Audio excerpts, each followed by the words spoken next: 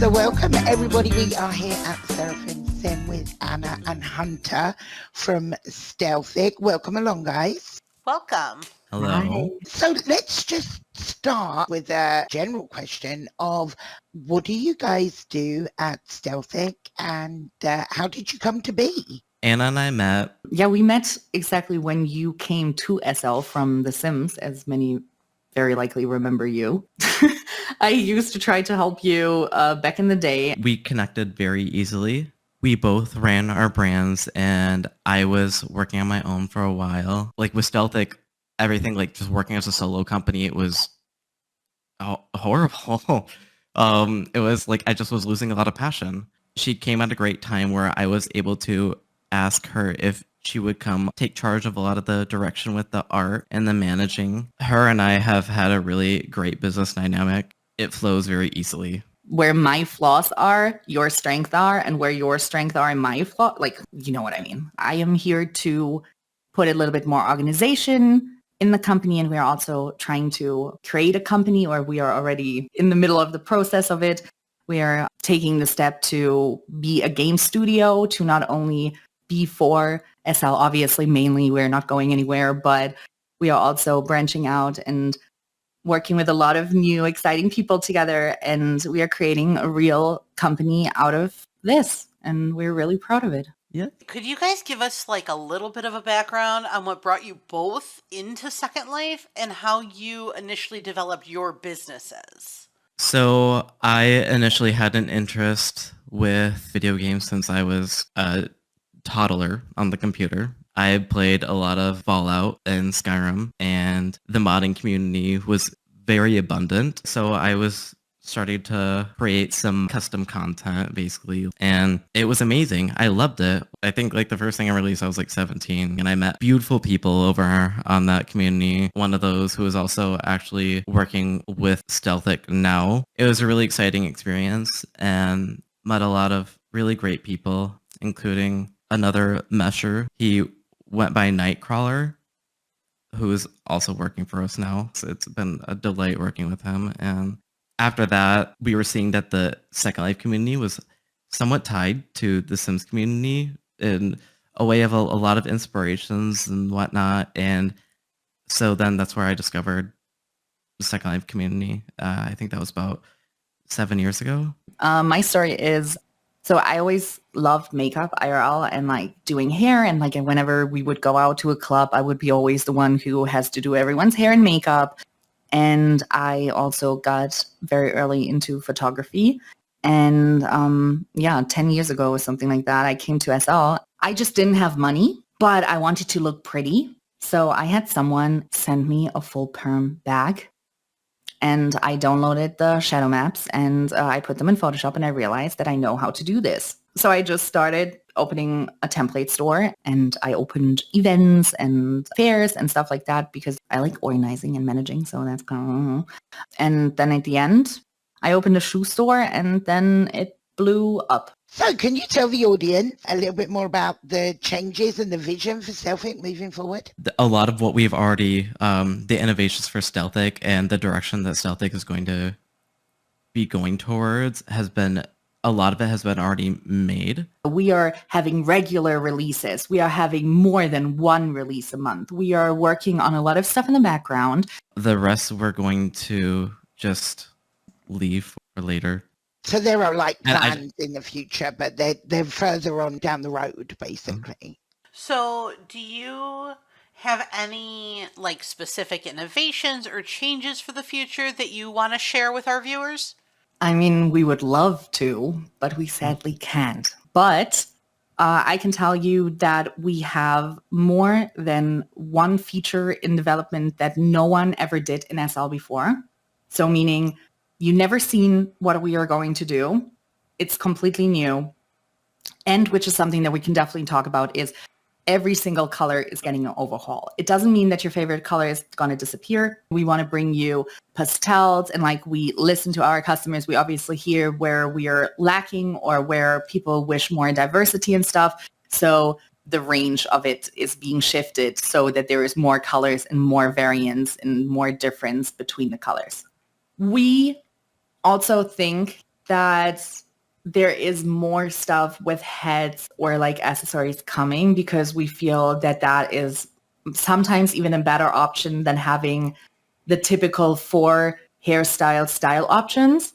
So that maybe mixing it up with an accessory could really be something. All of our old hairs need to be updated. I mean, we've even just updated we have a 4th breast size now for Reborn. We definitely look into reworking some of our old hairs just because we know that there is a lot of potential in it. We want to say rework because we feel that a lot of people would be offended if we don't do that, because we are definitely keeping a lot of the old mesh, right? But obviously for people who have a little bit more knowledge, it is quite a lot of work, and it barely is comparable to what it was in the beginning, but that's why we call them like 2.0s. All 2.0 releases are going to be free for update, meaning if you purchase the hair, you will be able to get the new version with new textures, new colors as a fat pack for free. New UV map, like everything. Like it's completely fitted to the new, like Lilatka has new head sizes, everything. Body sizes. Yep. Yeah, and they are free. Wow. Yes. We all receive advice and guidance from others during our time in Second Life. Sometimes some of it's solicited and some not so. What has been the most useful advice you've received that has helped you?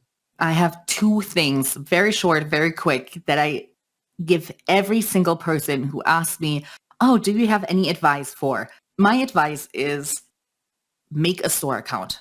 Do not use your normal account that you want to have fun on and hang out with your friends to open up a store. You're going to regret it. That's my big one. And my second biggest is do not learn mesh to do Second Life. Learn how to do 3D outside in a normal environment, and then go and talk to a person who is in SL and does mesh with SL, and then ask them for the specifics. So instead of learning the specifics, learn everything and then learn how to apply it to Second Life. That makes sense. So learn how to use the program or whatever for the program, and then learn how to adapt it for Second Life. So, yes. Because otherwise you end up with this very niche knowledge, which you will run into a lot of limits because you don't understand the big overall.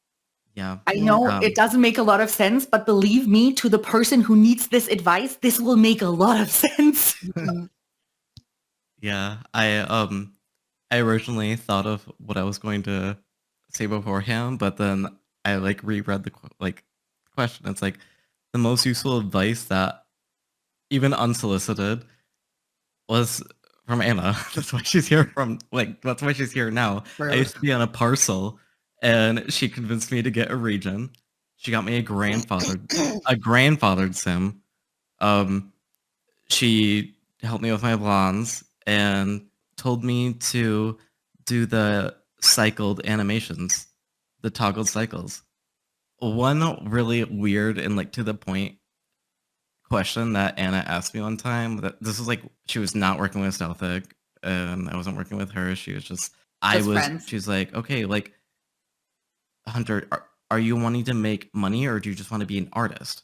And it's something I've always pondered on for a long time. Just getting yourself really hung up on being the starving artist. Problem is, as an artist, we're never done. We sit in front of something and we try to create something that is perfect, and perfection doesn't exist.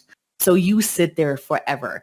And I think that for a lot of artists, they don't know when there is a point to stop, basically, where you have to stop, where you have to say, this is it. This is the best I could do in the time that I spent on it, and that's it. We interviewed Nod from Craftwork, and she summed it up perfectly. She said, perfection is the enemy of progress. Oh, wow. Yeah. That's great. Yeah. Yeah. And then like without any sense of direction for me, I started to go crazy and a lot of my products started to go a little bit downhill, especially with textures and the concepts. And I had no sense of direction. So what do you know now that you wish you knew when you started your business? I wish I had been working alone for so long. We're not meant to be just like alone and isolated as just one creator and nothing. It really drove a lot of passion out of me. Now a lot of my passion's back. Imagine if we would have started a company 6 years ago and where we could be right now. I wish I knew to put my foot down, to create a company, to build up on it, to expand and stuff like that. I don't think most people who have our jobs would even survive in normal jobs. I think we are people who strive being creative and working for ourselves and stuff like that. But there are so many of us. We can also just work together because our minds kind of work alike. But then we're at the point, no one in this game, or most of the people didn't come to this game as a company, but they all came as like single artists being thrown into it. So people have developed within Second Life rather than having the business expertise and then coming to Second Life for that reason. So I think that's where the key difference is. And that kind of leads on to the last question, actually, which is, what do you think or hope that Second Life will look like in 5 years' time? We were introducing one of our new employees and also my boyfriend to Second Life, and it took a 3-hour Discord screen sharing lecture just to show them how Second Life worked and the navigation, and they hadn't even set up their avatar yet. We would like it to be more user-friendly, especially with the inventory organization within it. That would be really, really nice for it to bring on new users. When a game is too hard to figure out, you stop. Mm-hmm. I think nearly everyone we've interviewed has at some point mentioned the new user experience because it's vital to retention. Right, exactly.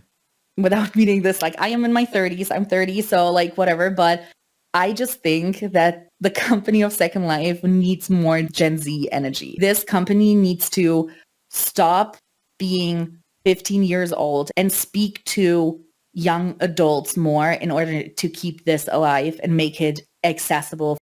I think they're working on lots of different strands, but I think, you're right about the younger people.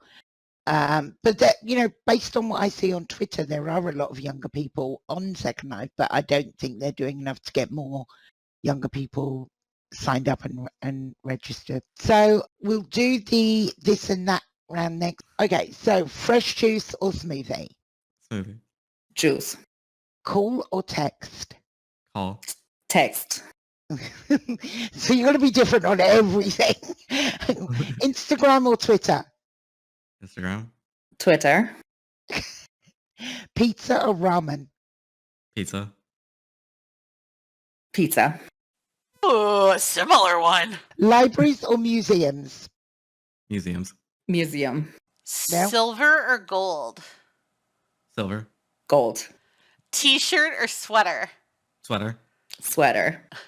Arctic or tropical? Arctic. Tropical. Kess or Dell? Yes. I mean, Cass, but like you are my favorite butthole. Oh, thank you. Yeah, you couldn't have said that like any faster, Hunter. It's no problem. It's not like I have feelings, so don't worry about that. Oh, I love you. No, she's built for sympathy. She didn't have any sympathy when Mug chose her last week. No, I didn't. You're right. Much about you, and I've watched podcasts and stuff. I know you, and I know you're a sweetheart. Oh my God, he does know me. I am a sweetheart. I know you, and you are a butthole. Cool. Well, thank you for doing this. Yes, I know you're thank both really busy. And thank you for having us. Join us back here every Monday at 9 a.m. for our live stream from the outlet. Or join us at the outlet at the InWorld location and see what new must-haves we're shopping for that week. See you there.